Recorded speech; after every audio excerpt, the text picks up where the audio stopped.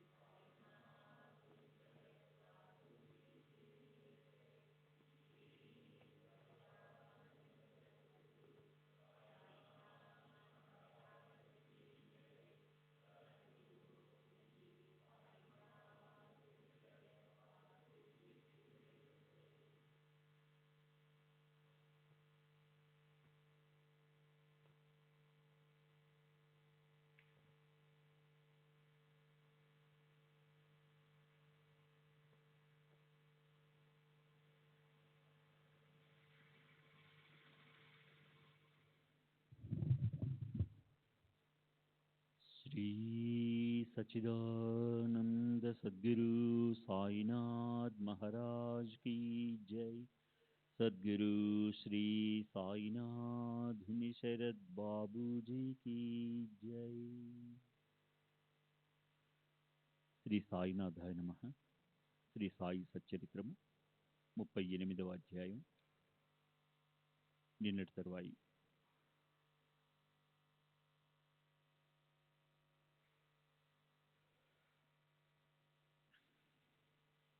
ఒకసారి బాబా లెండి నుండి తిరిగి వచ్చి మసీదులో కూర్చుని ఉండగా వారి దర్శనానికి భక్తులు వచ్చారు.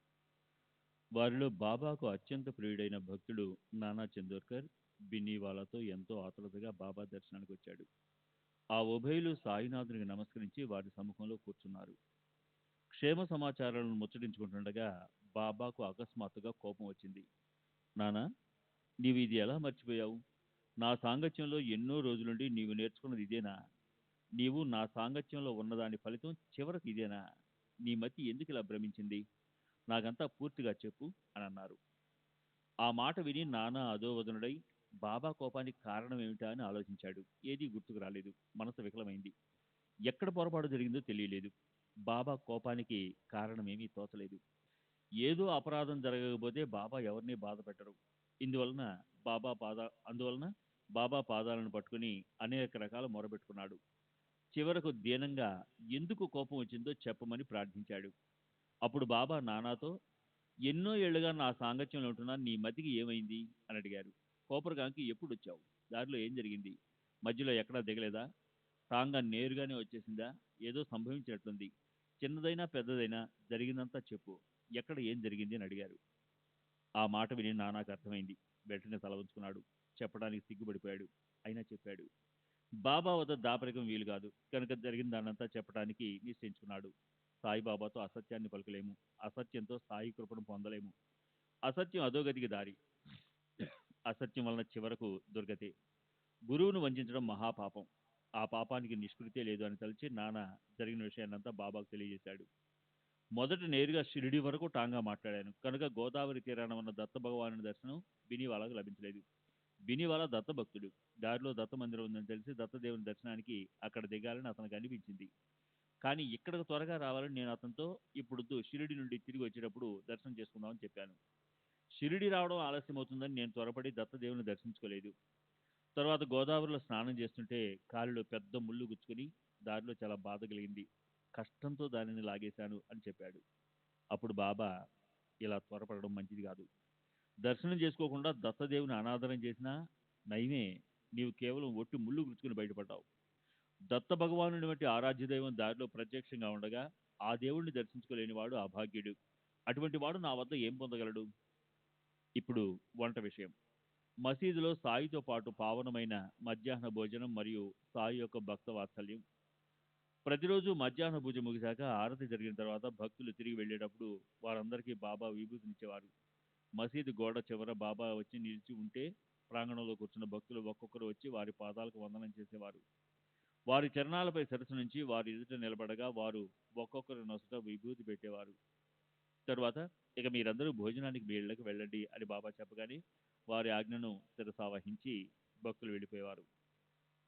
బాబా వెనుకకు మరలగానే అలవాటుగా తెరను లాగేవారు. గణగణమని పళ్ళ్యాలు గిన్నెల చప్పుళ్లతో ప్రసాద వితరణ వైభవంగా జరిగేది. సాయి హస్తస్పర్శతో పవిత్రమైన నైవేద్య శేషాన్ని తీసుకుని వెళ్లాలని అనేక మంది వారి పళ్ళెముల కోసం ఎదురు చూస్తూ ప్రాంగణంలో కూర్చునేవారు.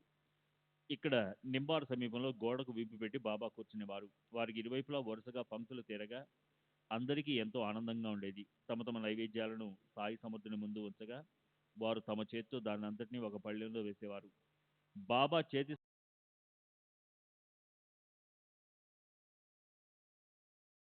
పునీతులై తమ జీవితాలను సఫలం చేసుకుంటారు. వడలు, అరిసెలు, హల్వా, పూరీలు, పేనీలు వగైరా పిండి వంటలు, అనేక రకాల కూరలు, వడపప్పు, పాయసం మొదలగు వాటన్నిటినీ బాబా ఒక్కడిగా కలిపేవారు. ఆ అన్నాన్ని బాబా ఈశ్వరార్పణ చేసేవారు. తర్వాత శ్యామ మరియు నిమోన్కర్లతో పళ్ళెల నిండా వడ్డన చేయించేవారు. ఆ పైన బాబా ఒక్కొక్కరిని పిలిచి ప్రేమగా తమ వద్ద కూర్చుండబెట్టుకుని పరమానందంతో గొంతు వరకు తినేలా చేసేవారు. ఘుమఘుమలాడే మంచి నెయ్యి, రొట్టెలు, అన్నం, పప్పు అన్నిటినీ బాగా కలిపిన మధుర మిశ్రమాన్ని అందరికీ వడ్డించేవారు.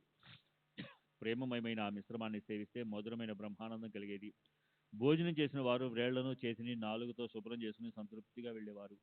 ఒకప్పుడు మండిగలు, బొబ్బట్టు, ఒకప్పుడు చక్కెర పాకంలో వేసిన పూరీలు, ఒకప్పుడు బాసుంది లేదా రుచికరమైన రవ్వ కేసరి, బెల్లం అప్పాలు, ఒకప్పుడు తెల్లని సువాసన గల అన్నం, పప్పు, పైన గుమగుమలాడే వెన్నగాచిన నెయ్యి, చుట్టూ కూరలు, రకరకాల వేపుడు కూరలు, అప్పడాలు, ఊరగాయ పచ్చళ్ళు, పెరుగు పచ్చడి, కొంచెం పొల్లటి పెరుగు, పంచామృతం ఉండేవి. అటువంటి దివ్యామృతాన్ని సేవించిన వారు ధన్యులు. సాయినాథులు భోక్త అయినప్పుడు వారు స్వయంగా ప్రసాదించిన ఆ భోజనం మాట చెప్పాలా? అక్కడ భక్తులు కంఠం వరకు భోజనం చేసి తృప్తిగా త్రేయించేవారు. ముద్ద ముద్దకు ఎంతో హాయి, తుష్టిగా పుష్టిగా ఆకలి తీరడం. ప్రేమతో నిండిన ఆ మధురమైన భోజనం పరమపావనం. ముద్ద ముద్దకు సాయినామాన్ని స్మరిస్తూ ఆ దివ్యాన్నాన్ని భోజనం చేస్తుంటే మరల మరల వడ్డించిన పాత్రలు, పళ్ళ్యాలు ఖాళీ అయ్యేవి కావు. ఎవరికి ఏ ఏ పక్వాన్నం ఎందు ఆసక్తి ఉంటే ఆయా వంటకాలను ప్రేమగా వడ్డించేవారు. మామిడి పళ్ల రసం ఇష్టమున్న వారికి ఆ రసాన్ని ఎంతో ప్రీతిగా ఇచ్చేవారు. ఈ భోజనాన్ని వడ్డించమని బాబా నానాసాహెబ్ నిమోన్కర్ను గాని లేదా మాధవరావు దేశపాండేకి గాని ప్రతిరోజు ఆజ్ఞాపించేవారు.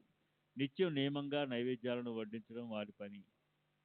వారు ఆ పనిని ఎంతో ప్రేమతో శ్రమపడి చేసేవారు. మల్లెమొగ్గల వంటి మంచి సన్నపు బియ్యం మల్లెమొగ్గల వంటి మంచి సన్న బియ్యపు అన్నం పైన పసుపు పచ్చని కందిపప్పు, ఆ పైన గరిటెతో అందరికీ గుమగుమలాడే నెయ్యి వడ్డించేవారు. వడ్డిస్తుంటే సువాసనలు గుబాళించేవి. అలా ఆనందంగా పచ్చళ్లతో సహా వడ్డిస్తుంటే అక్కడ అపక్వమని అరుచికరమని అనిపించగా యథేచ్ఛగా భోజనం చేసేవారు. ఆత్మానందం అనే సేమియా, భక్తిప్రమైన ఒడియాలు వగైరాలను సేవించడానికి తప్ప శాంతి సుఖం అనుభవించని వారు ఎవరు భోజనానికి రాగలరు? హరిర్ అన్నం హరిర్ భోక్త, హరియే అన్నం హరియే రసాన్ని ఆస్వాదించేవాడు. అటువంటి అన్నాన్ని ఇచ్చే దాతలు, వడ్డించేవారు, సేవించేవారు ధన్యులు. ఈ మధుర రసానికి అందరికీ మూల కారణం గురుచరణాలలో ప్రబలమైన నిష్ఠ. మధురమైనవి చక్కెర బెల్లం కావు. అసలైన మాధుర్యం శ్రీహరి చరణాల్లో ఉన్న శ్రద్ధ. ఇలా నిత్యస్థితి నిత్య మంగళకరంగా క్షీరాన్నం హల్వా మిశ్రమం ఉండగా పళ్ళెల ముందు కూర్చోగానే అక్కడ నోట వద్దు అన్న మాట రాదు. నానా రకాల వంటకాలను సేవించి కడుపు నిండిపోగా చివర పెరుగన్నం లేకపోతే తృప్తి ఉండదు. పెరుగు లేకపోతే మజ్జిగనైనా కోరుకుంటారు. ఒకసారి తెల్లని మజ్జిగను గురు మహారాజు స్వహస్తాలతో గ్లాసులో నింపి త్రాగమని ప్రేమతో నాకివ్వగా నేను గ్లాసును పెదవుల వద్ద పెట్టుకున్నాను. స్వచ్ఛమైన తెల్లని మజ్జిగను కళ్ళతో చూడగానే సుఖం సంతృప్తి కలిగాయి.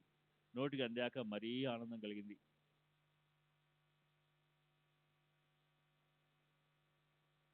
అసలే కడుపు పక్వాన్నాలతో నిండిపోయింది. అందులోకి ఈ మజ్జిగ ఎలా ప్రవేశించగలదు అని సందేహిస్తూ ఒక గుటక త్రాగగా బాగా రుచికరంగా అనిపించింది. అలా సంకోచిస్తున్న నన్ను చూచి బాబా ఎంతో వాత్సల్యంగా అంతా త్రాగేసేయి అని అన్నారు. అలాంటి అవకాశం మరల రాదు అని వారు తలచినట్లుగా ఉంది. తర్వాత అదే అనుభవం అయింది. ఆ పిమ్మట 2 మాసాలు గడిచేసరికి నిజంగానే బాబా తమ అవతారాన్ని చాలించి నిర్వాణాన్ని పొందారు. ఇప్పుడు మజ్జిగతో దప్పికను తీర్చుకోవాలనుకుంటే సాయి కథామృత పానం తప్ప మరో మార్గం లేదు. మనకు ఇక ఇదే ఆధారం. హేమాడ్ సాయినాథునికి శరణుజొచ్చి సాయి స్మరణకు తెచ్చిన తర్వాత కథను మనవి చేస్తాడు. శ్రోతలు శ్రద్ధ వహించాలి. స్వస్తి శ్రీ సంతసజ్జన ప్రేరితము భక్త హేమాడ్ పంత విరచితమైన శ్రీ సాయి సమర్థ సచరిత్రలో వంట పాత్ర వర్ణనమును 38వ అధ్యాయం సంపూర్ణం. శ్రీ సద్గురు సాయినాథార్పణమస్తు. శుభం భవతు. శ్రీ సచ్చిదానంద సద్గురు సాయినాథ్ మహారాజ్ की जय.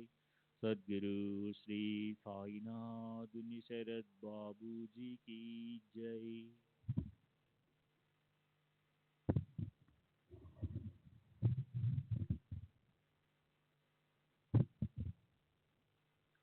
శ్రీ సాయి సచ్చరిత్ర 39వ అధ్యాయము.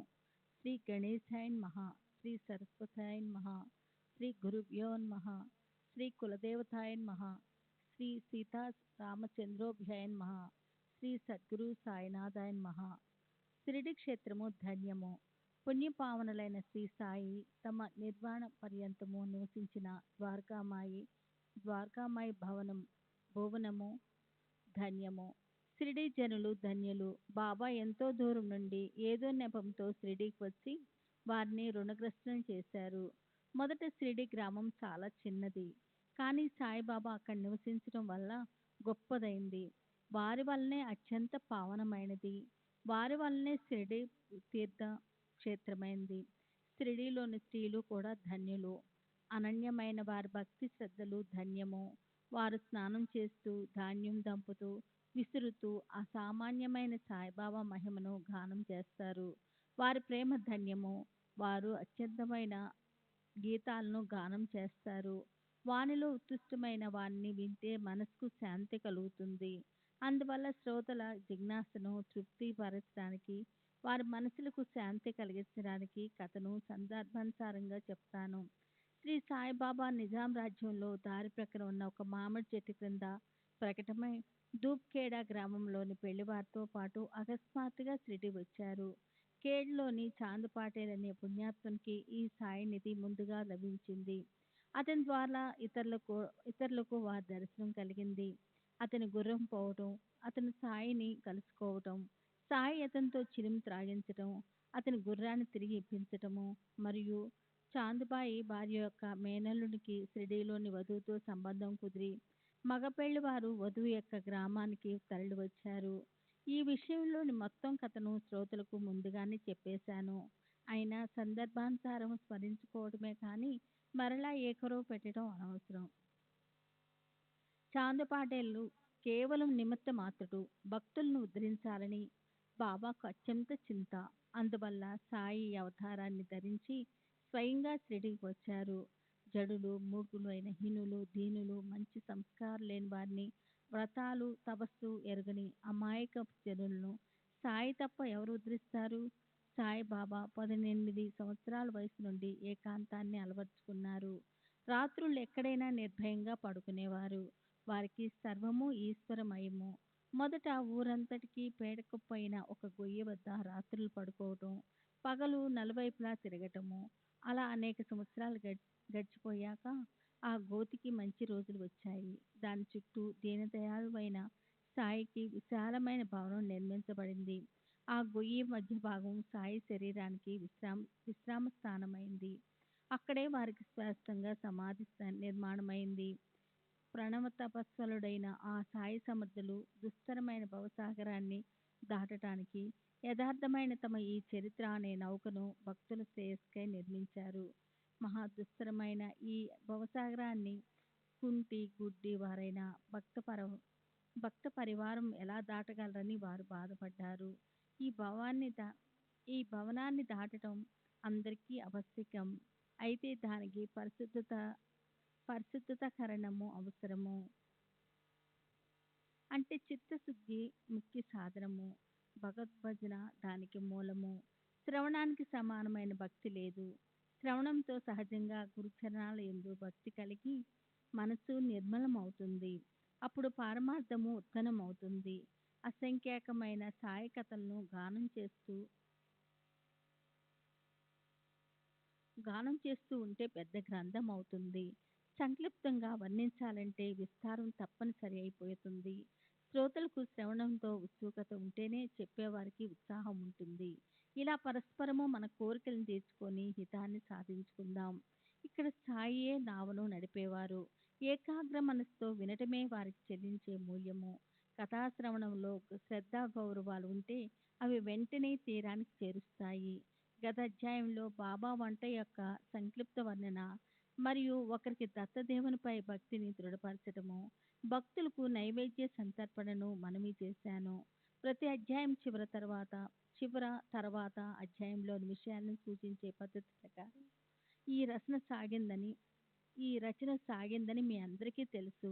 కానీ గత అధ్యాయం చివర తర్వాత అధ్యాయం గురించి చెప్పలేదు. సాయిబాబా గుర్తు చేసిన విషయాన్ని చెప్తాను అని స్పష్టంగా చెప్పాను. అట్లే సాయి దయతో పూర్తి చేసిన దాన్ని ఇప్పుడు శ్రోతలకు మనవి చేస్తాను. చిత్తచాంబల్యాన్ని అశ్రద్ధను దూరం చేసి శాంతంగా వింటే మనసులకు ఆనందం కలుగుతుంది అని శ్రోతలకు విన్నవించుకుంటున్నాను.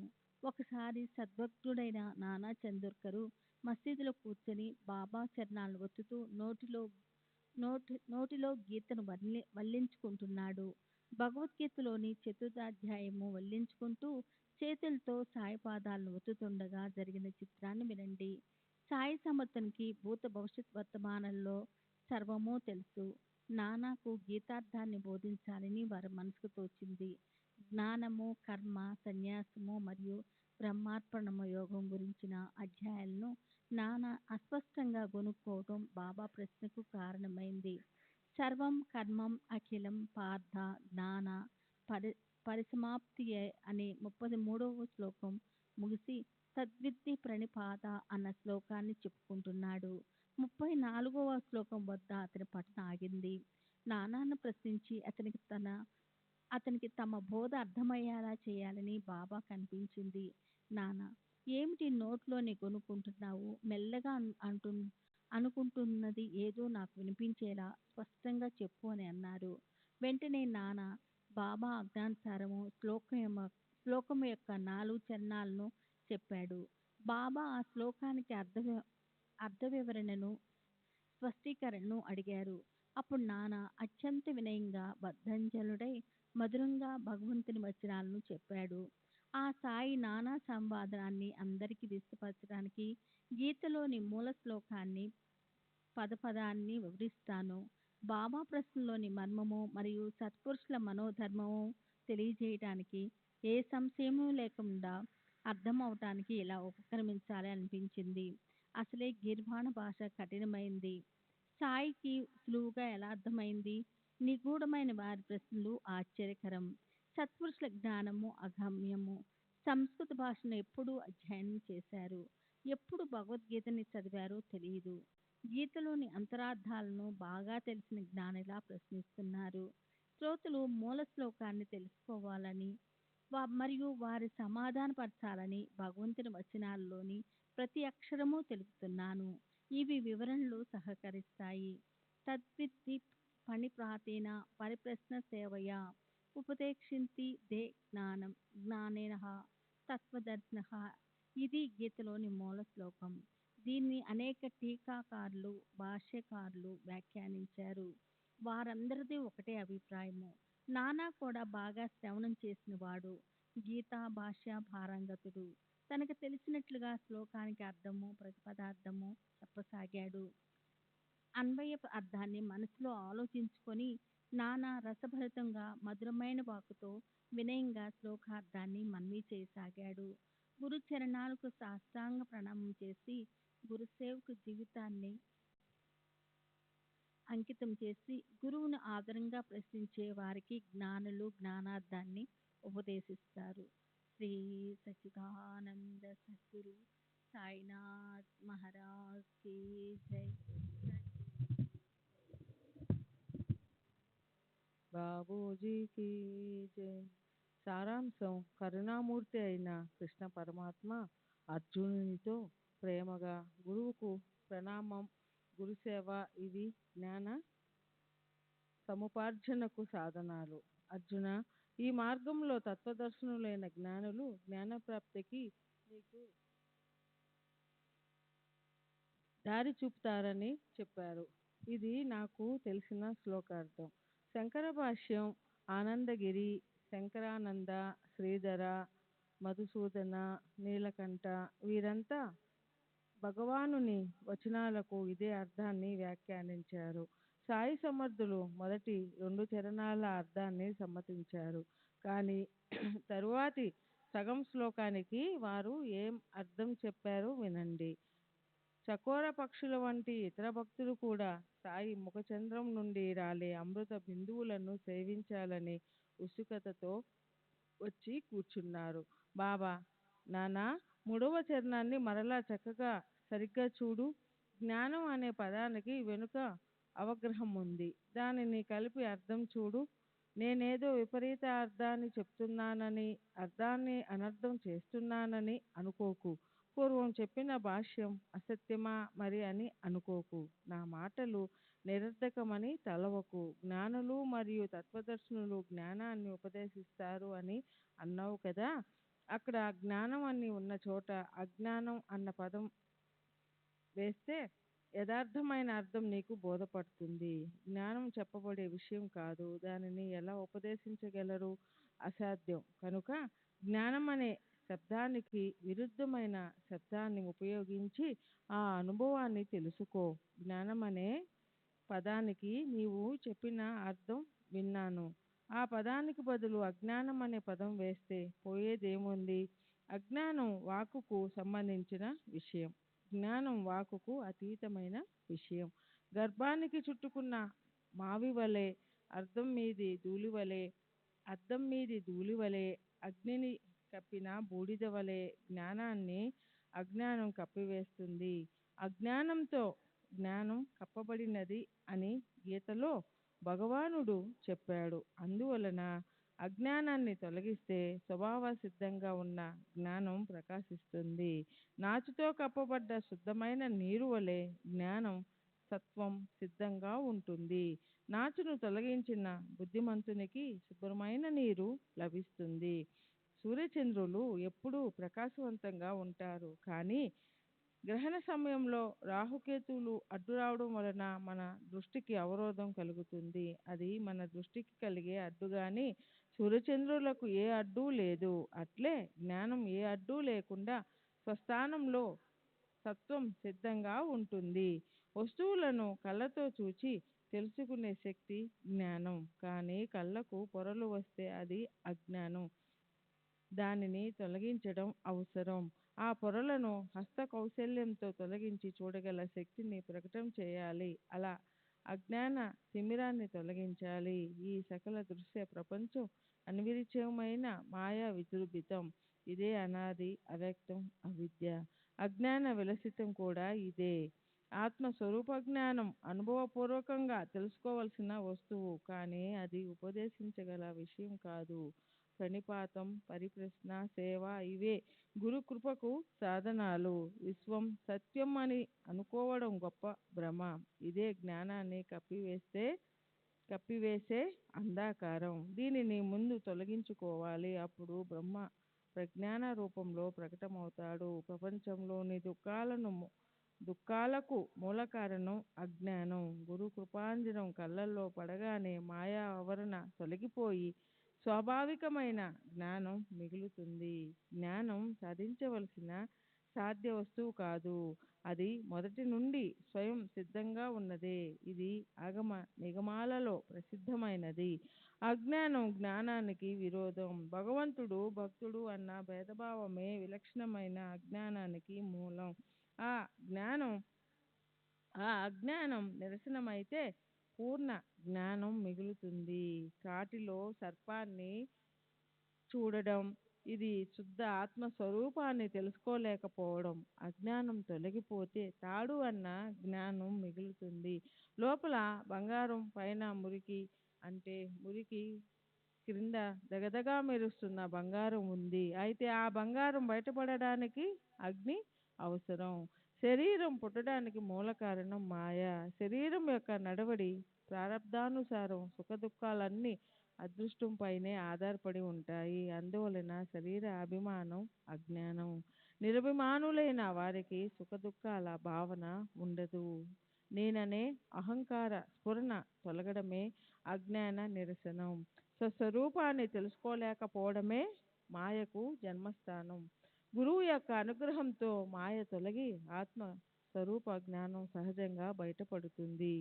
భగవద్భక్తి లేకుండా వ్యర్థమైన ఇతర సాధనాలు ఎందుకు? బ్రహ్మదేవుడు కూడా మాయా ఆధీనంలో ఉంటాడు. అతనిని కూడా మాయ నుండి విడిపించేది భక్తియే. బ్రహ్మలోకం ప్రాప్తించిన భక్తి లేకుండా ముక్తి లేదు. అక్కడ కూడా భక్తి లేకపోతే మరలా జన్మించవలసినదే. అందువలన మాయను తొలగించుకోవడానికి భగవద్భజన ఒక్కటే ఉపాయం. భగవద్భక్తునికి పతనమంటూ ఉండదు. భవబంధనాలు ఉండవు. మాయా భ్రమ అని జనులంటారు, కానీ అది చాలా మాయావి. జ్ఞానులమని అనుకునే వారిని కూడా క్షణక్షణం మాయలో ఇరుక్కునేలా చేస్తుంది. కానీ భక్తులు దానిని చిటికెల మీద నాట్యం చేయిస్తారు. జ్ఞాన సంపన్నులు మోసపోయే చోట భక్తులు నిలదొక్కుంటారు. కారణం, భక్తులు ఎల్లప్పుడూ హరి చరణాలకు శరణ్జొచ్చి ఉంటారు. కానీ జ్ఞానులు తాము జ్ఞానులమన్న అహంభావంతో ఉంటారు. అందువలన మాయను తరించడానికి ఒక్క సద్గురువుకు అనన్య శరణ్జొచ్చి వారి చరణాలను ఆశ్రయిస్తే వెంటనే భవభయం తొలగిపోతుంది. మరణం తప్పని సరిగా వచ్చి తీరుతుంది. రానివ్వండి, కానీ హరిని విస్మరించరాదు. వారి వారి వర్ణ ఆశ్రమాలను అనుసరించి ఇంద్రియాలతో పనులు చేస్తున్న మనసుతో హరి చరణాలను ధ్యానిస్తూ ఉండాలి. గుర్రాలతో కట్టబడిన రథం వల్లే ఈ శరీరం ఇంద్రియాలతో కట్టబడి ఉంది. మనసు అనే దృఢమైన పగ్గంతో బుద్ధి ఇంద్రియాలను నిగ్రహిస్తూ ఉంటుంది.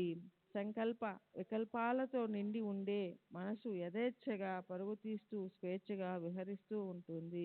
బుద్ధి తన నిశ్చయించే శక్తితో పగ్గాన్ని, అంటే మనసును నిగ్రహిస్తూ ఉంటుంది.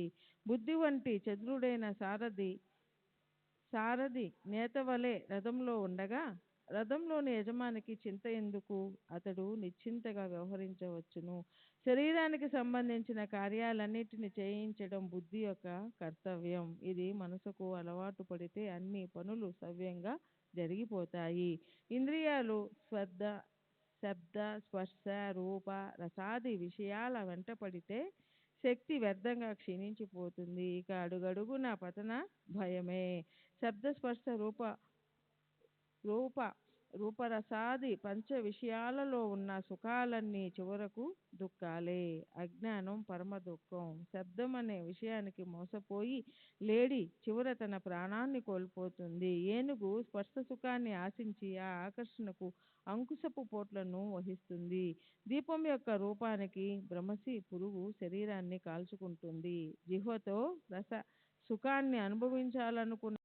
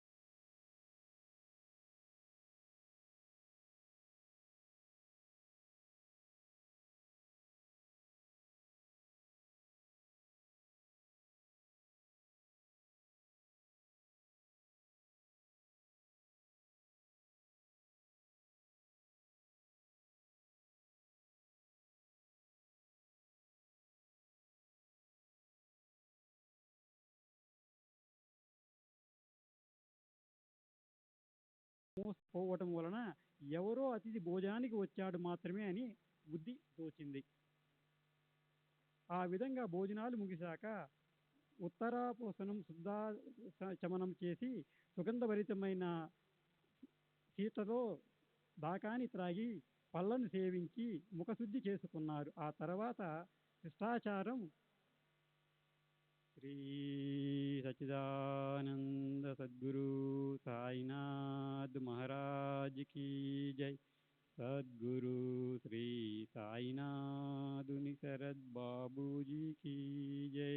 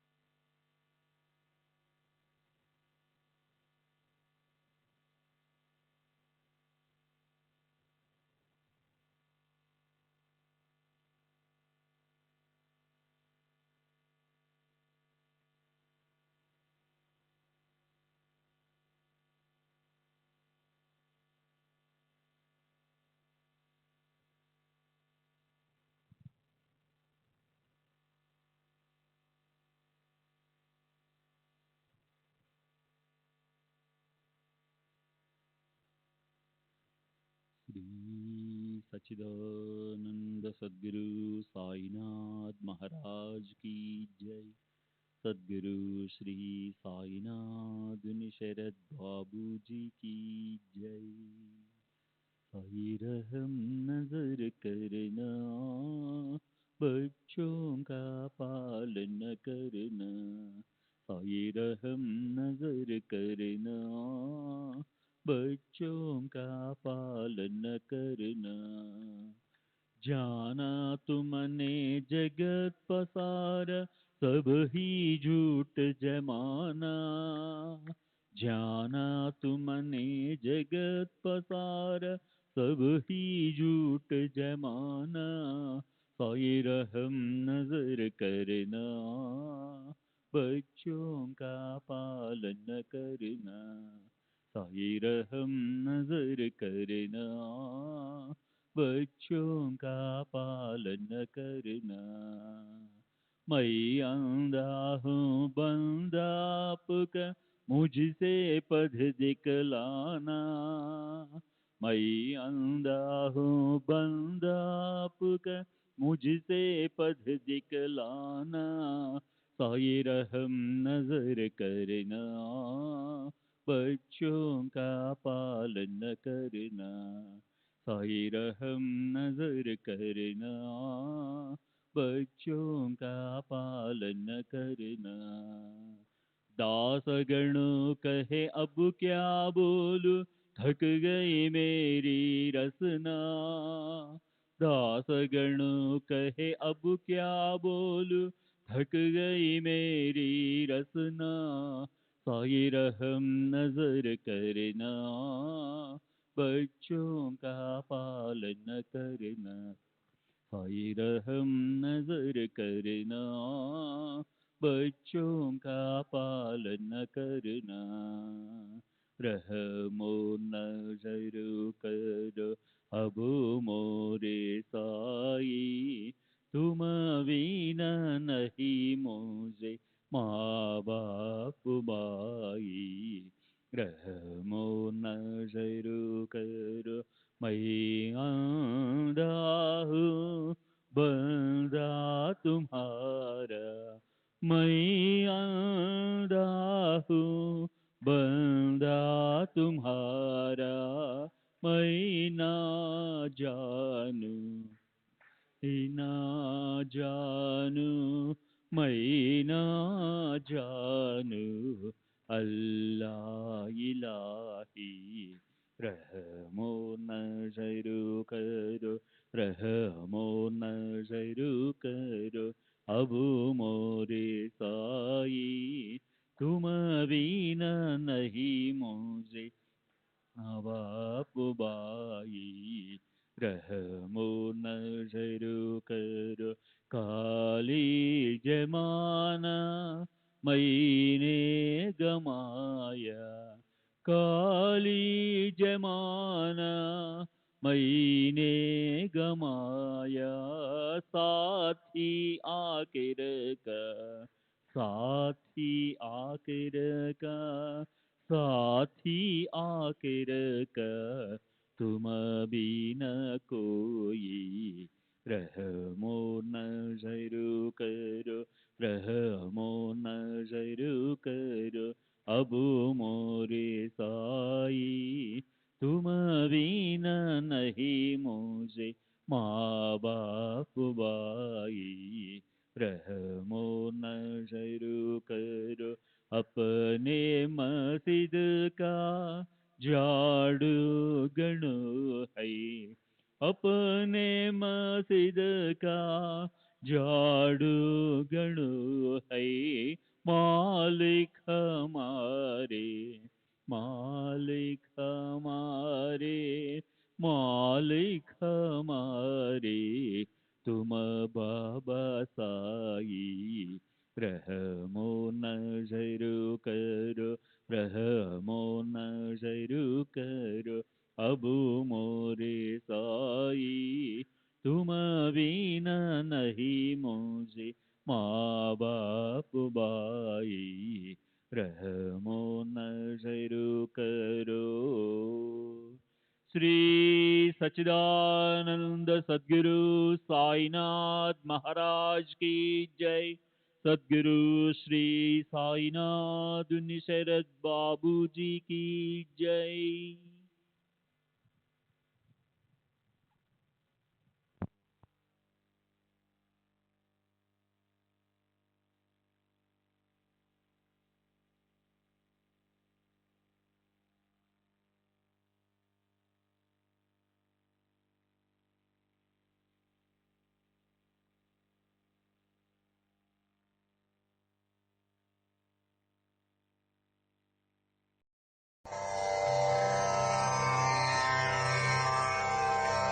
श्री सच्चिदानंद सद्गुरु साईनाथ महाराज की जय।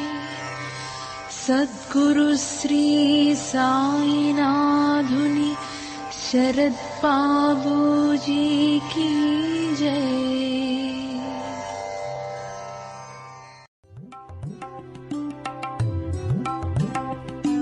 साई बाबा, साई बाबा, साई बाबा, साई बाबा,